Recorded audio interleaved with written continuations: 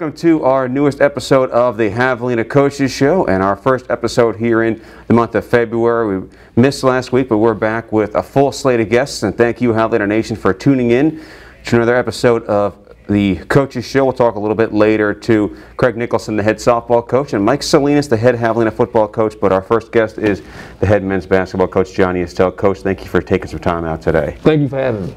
Great weekend for you guys. You guys played a St. Edward's team that is perennially one of the top programs in the nation, and this year no exception, but you guys found a way to win both games. How important of a weekend was that for you guys? Oh, it's always important, when you win, and the way we had to win was, basically what we call tested by fire. Coach does a great job. Coach Cook and his staff and his players. The last 2 to 3 years, he's really built a program that, you're right, in a top 15, 10 type team every year. He runs some very difficult things to guard on offense, as you could tell if you watch the games. But man, I tell you what, when you're playing those type of coaches and those, that prepare their kids and the kind of talent they got and the way they play together, and if you can get a win, it's just a real big confidence builder for you and your program. There's plenty of adversity for you guys in both of these games. Trailed by 27 in the first game, down by double digits in the first half in the second game, which was here in Kingsville. What did you learn about your team through that experience? Well, first of all, they're not going to quit. because there was enough opportunity, especially in that first game, to quit. But they have a lot of heart, and with the way we work every day, and our program started in conditioning, and the way we build our team collectively together. We're always trying to build unity, and that's in the good times and the bad times. So, that definitely was a rough patch, the roughest part of our season so far. And with that being said, we was able to continue to believe in each other, inspire each other, motivate each other. A lot of that credit has to go to the staff. I thought Coach Gonzalez did a great job keeping us in a level-headed mentality, mindset. And then the leadership of guys like Sammy Brooks, who is lost for the season, but he's still vocal. He encourages, he just keeps us in a positive mindset, which during those times when you're down 27, it's hard to be positive, especially for a guy like me, the head coach, but to have those guys around you provide that for the team is very important. How encouraging is it to you to see a guy like Sammy Brooks? This has been a second straight really difficult season for him, but he's remained a part of the program. He hasn't checked out or anything like that, and he's trying to be as much a part of this team as he can be from the position he's in right now. How meaningful is it to see a player putting in as much as he can, even as difficult a time as he's had? Well, it's always, you want to look at guys when they're at their best. It's easy to point out the guys that are playing really well and the guys that are getting the player of the week. But it's the guys like Sammy who've been dealt a pretty tough hand the last couple of years. His season's ended early with injuries. But man, his committed heart to this program and this institution and the guys in this program and the staff, that's what you want as a coach. That's culture right there, It's not when it's always going good. So he cheers for our team. He cheers for our coaches. You'll see his family, his two sisters and his mother and father, they'll come and watch games. Even when he was hurt last year, they went to Arkansas. They came to Kingsville, not only to see their son, but they came to cheer on the Javelinas. And those are things that, when you talk to me about recruiting, what we look for that. And those signs were there. But it's one thing to see them and then for them to come to fruition. And for him doing that, man, that just makes you really feel good as a coach to see that you have that kind of quality of character in your program. You mentioned Player of the Week. You were named HoopDirt.com Coach of the Week, and then you had Jordan Wilson named Conference Defensive Player of the Week. Will Shayer became the first player in a decade to be named Defensive Player of the Week one week and then Offensive Player of the Week the next week. And you talked to Ryan Smith before the season about Will Shayer and how you expected to see him continue to make progress and his role in this team continue to expand. But he's had, I think we can say, is a breakout year for this team. He's had 20 points in his last 3 games, but I feel like his defense has taken a huge step forward. And the job he does as a rim protector, he's gotten so much better at the job he does on defense. What were the first signs you saw from Will Shayer that this would be kind of a breakout season for him?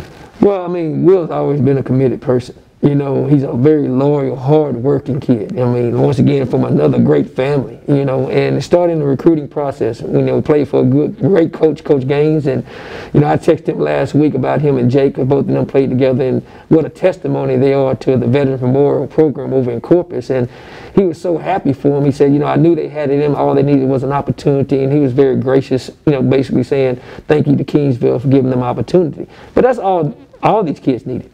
But with Jake, I call him the Lexington, you know, and he, you know, he's from Corpus, and anybody ever been in Corpus, the Lexington is the battleship over there, and that's who he is for our program. It represents, you know, a regal stability, consistency, admiration for everything he's about on and off the court, in the classroom. So, you know, I nicknamed him the Lexington because I know how much that matters to Corpus and how much it matters to our country. But for him, that's how much he matters to me. His contribution to this program is way beyond what you're seeing now. He's always been that kind of person. And then just, you know, his turn. He's learned from Daniel and some other players before him. He's learned how to, you know, play the position the right way, and now he's developing into the man you see today. You talk a lot when you talk about this program about the goal is always to try and make history in some way or another. 13-1 start, that matches the best 14-game start program history, 11-game win streak. This program's never had a win streak longer than 11 games. That matches another program record. How much meaning do you attach to those accomplishments, even knowing how much more you want to see this team accomplish this year? Well, I mean, I think making history, you always talk about it, you know, and leaving a legacy in our program. But, you know, we're right now just focusing what's in the things that are right in front of us, you know, and we're just trying to, that possession, that, you know, what we have to do to beat Commerce, which is our next opponent. You know, that's the blessing is, you know, the wins and everything, you know, doing it together and enjoying the ride, so to speak. But we don't try to get too far ahead. You know, we're not trying to compete with, you know, necessary teams in the past. All we're trying to do to be is the best version of us today. And these guys have done a phenomenal job of that this year. You know, as you know, with the COVID and other situations, this has been probably the most challenging year in athletics in a long time. But that's what makes it so special for me, that these young men have came in and been committed from day one. And to see them enjoy this type of success, I mean, like I told them yesterday, this is all for you. You know, all the awards and all the recognition is for them. And their experience, they're having a great experience, and that's all that matters to me, that we're winning, but we're winning the right way, and they're having a great experience, and they're representing the Javelina Nation in a first-class manner. Commerce always makes it tough on you guys. They're always a really well-coached program. Mm-hmm. What are the challenges they'll present this week? Oh man, you know, they always have great athletes, you know, and they got good skill players. You know, Coach does a great job. Jared does a great job with this program, you know, with talent. So, you know, they're very good on both sides of the ball. So anytime you get on the bus and go on the road, you know, as you know, you've done this long enough, that there's going to be challenges.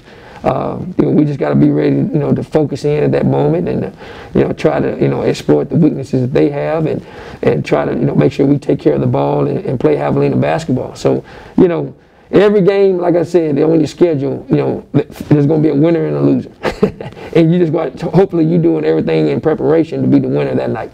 Well, Coach, best of luck this week. Thank you for your time today. Hey, thank you so much. And I want to thank the Javelina Nation for coming out, because that was one of the best crowds that I've seen in a long time, and the energy was great. You know, it's good to see that kind of involvement. And, you know, man, it energized our kids. It means a lot to our program, as you know. And, man, just want to keep it up, and you guys be safe. Absolutely. We hope to see that when you guys are back at home again in a couple of weeks. Yes, sir. We'll take our first break here on the Javelina Coaches Show. We'll be right back. Don't go away.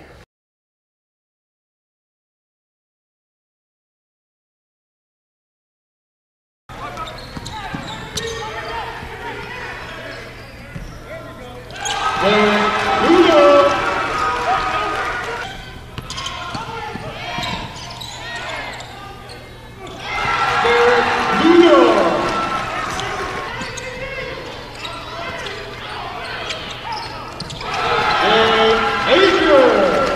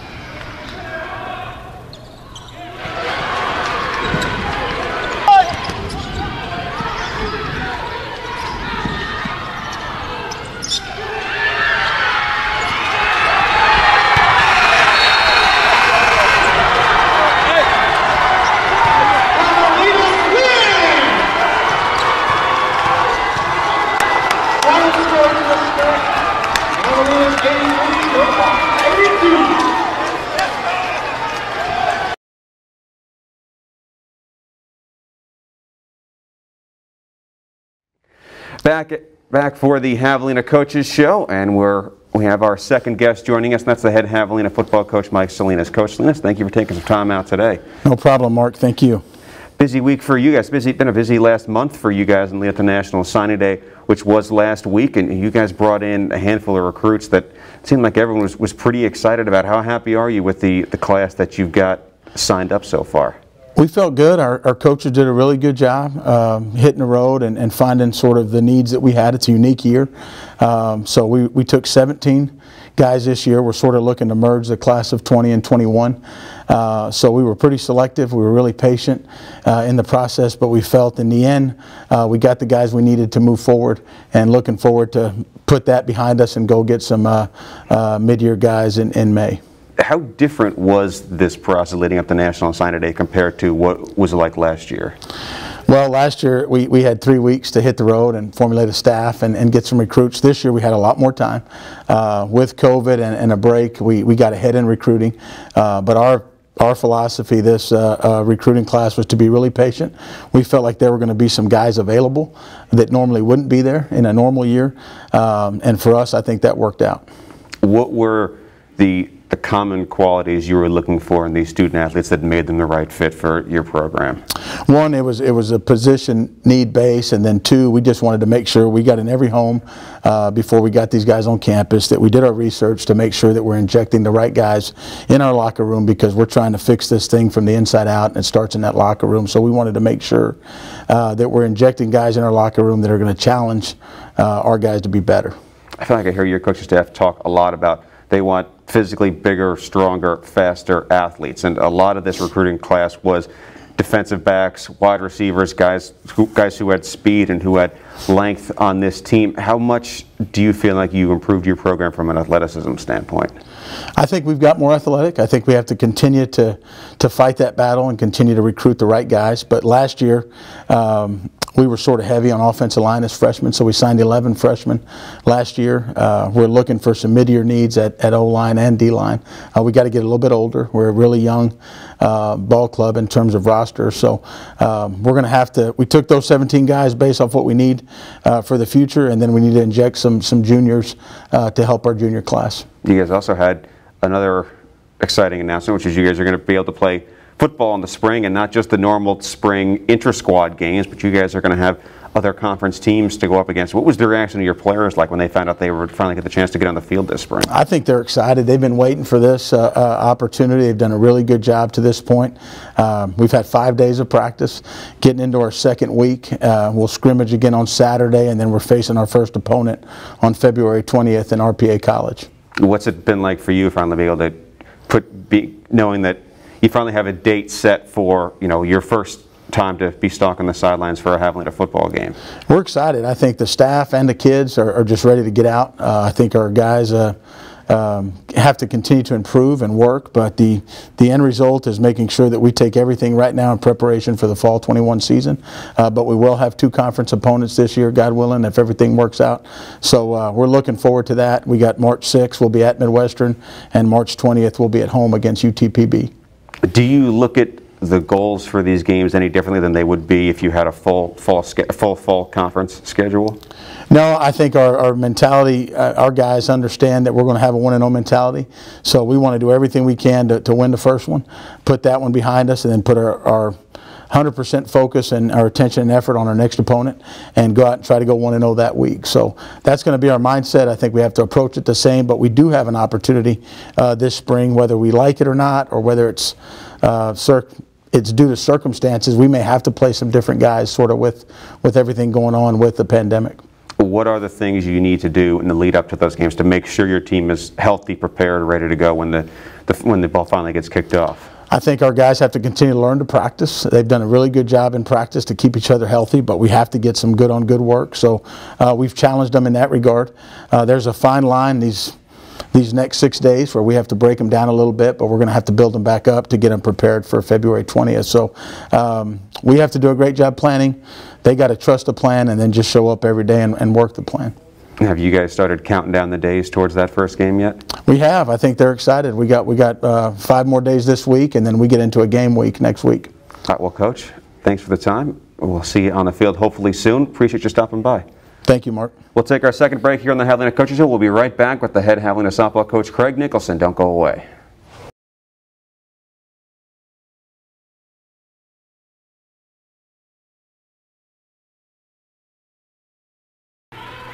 Second serve for Sandoval.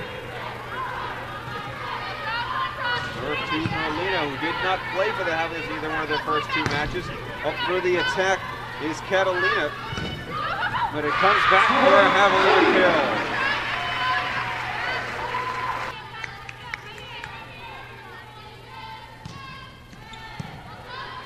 Morris finds Witt back to Estrada, who puts it away. Javelina's trying to find a spark. Dust Devils have led in this first set by as many as 4, and now we're tied.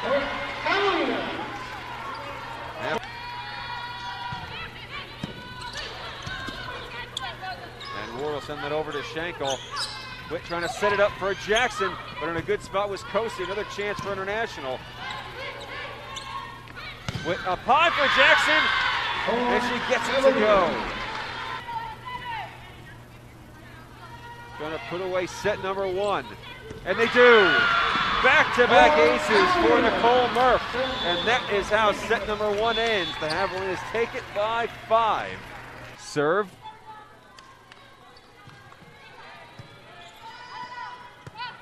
Witt to Morris, who sends it over. Another opportunity for the Dust Devils. Another opportunity for Ward. That one's blocked. Dust Devils maintain their composure and keep the rally going. Jackson ends it. And they certainly look a little bit sharper than the Havs right now. And they are testing Jordan Schenkel on serve receive. Stakoviak gets it over. Cosi this time with the set, but dug out by Merlino. Sending it over for the kill is Emily Witt. And Emily Witt has her second kill to go along with 16 assists.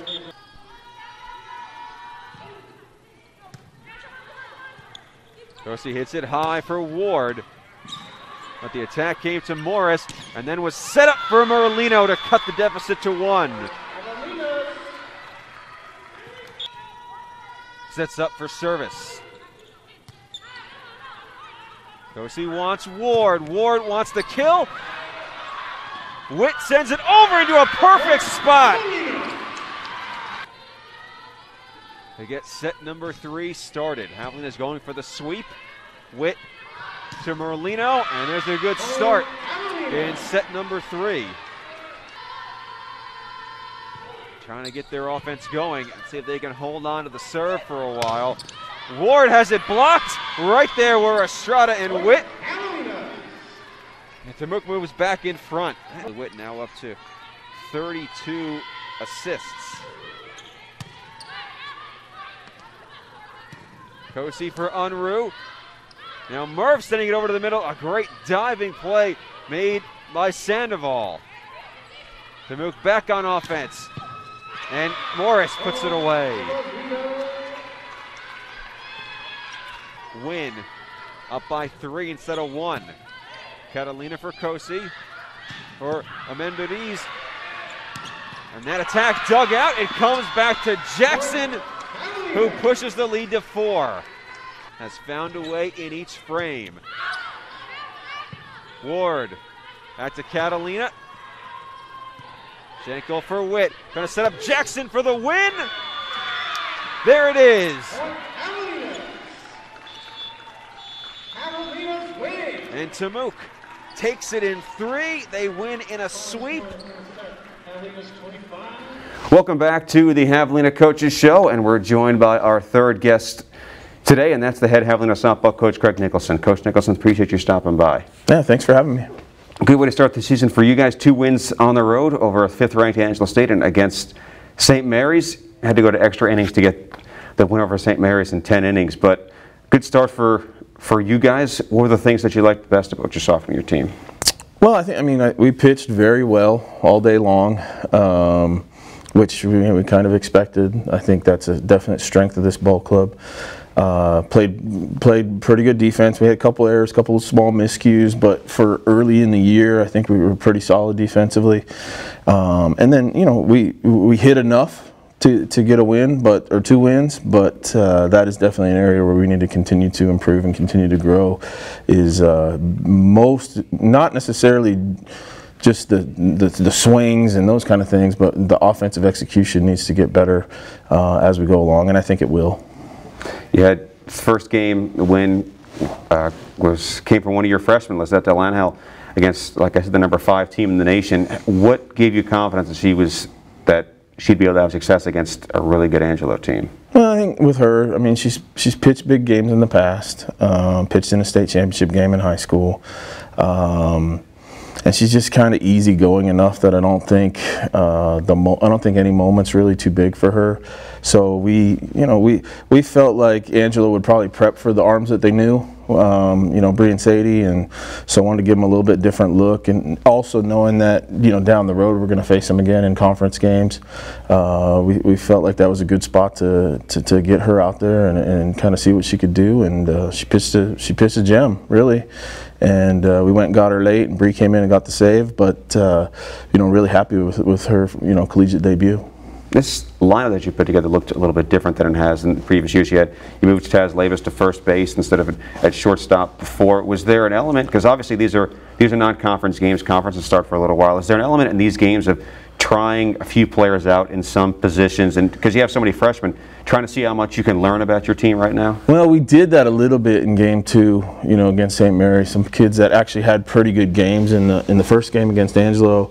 We switched up some things. We had a couple of people in the game, a couple of our younger girls that played against St. Mary's, just to kind of, and yes, part of that was just to see what they could do, see how they responded, and some of them responded very well, some of them struggled, but in the end, this is by far the deepest team that I've had since I've been here, and getting some people some opportunities over the first 2 or 3 weekends is an important part of what we're doing, just so we kind of know how they're going to respond, so they can get some of those jitters out. I mean, freshmen come in, you're playing your first college game, didn't have a chance really to play in the fall, so we're using this 14 game lead up to conference play to kind of get some jitters out of some people and just kind of see what people are capable of doing at some different places. So we'll move it around probably a little bit more than we have in the past in terms of who's playing where and what that lineup looks like. But eventually, by the time we get to our conference opener, we want to be pretty set on what our lineup's going to look like every day. Where are the areas you feel like this team has the most depth? Well, our pitching staff, I mean, we're 4 deep in the rotation, and I mean, we got a really good arm that didn't even pitch on Saturday, and she'll get some time this weekend, and we'll go from there. But I think pitching depth, honestly, Mark, this is 24 years for me, and this is the most pitching depth I've had at any level and with any team. And we're excited about the ability to really have a true staff and not have to overuse anybody. There's been times the past couple of years where I felt like Sadie and Bree got a little bit overused at times, but we did what we had to do. So that area, I think we're depth. I think we have really good lineup depth. I mean, I think you stretch out. I mean, Claire Chernosky's hitting in the 8 or 9 hole for us, and she had 5 or 6 hits, on Saturday. So I think the depth of that lineup, I mean, I really feel like 1 through 9, maybe even 1 through 12 in an offensive lineup. Obviously, we're not hitting 12, but we really can do some things offensively. We really have some talent offensively. And then the other thing that helps is just people being able to play multiple positions and being able to move people around and really try to get the 9 hottest hitters in the lineup. May not be the 9 best hitters, but the 9 people that are really swinging the bat well.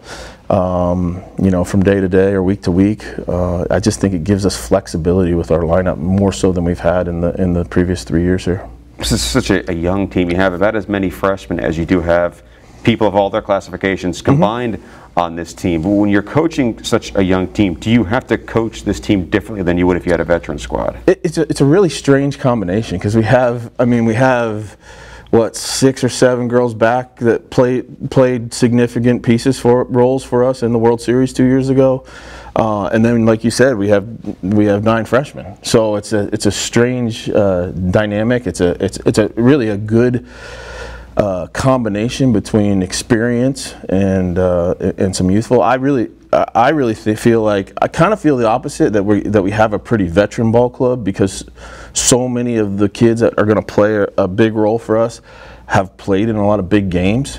But you're right, we do have definitely some youth to incorporate into that, and I think that our upperclassmen are doing a pretty good job of kind of helping the coaching staff teach.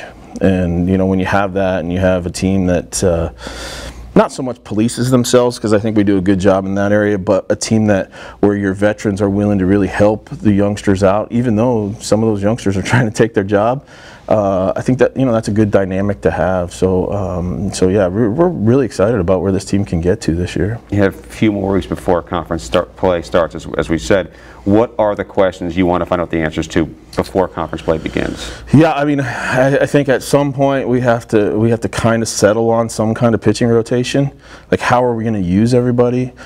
For example, we used Bree Smith to close 2 games on Saturday. Are we going to stay with that? Kind of what's that going to look like? We got to get that piece figured out, and we got a lot of options, and they're all good options. But we got to kind of figure out how we're going to use everybody as we go through once we get to 4 games in a weekend.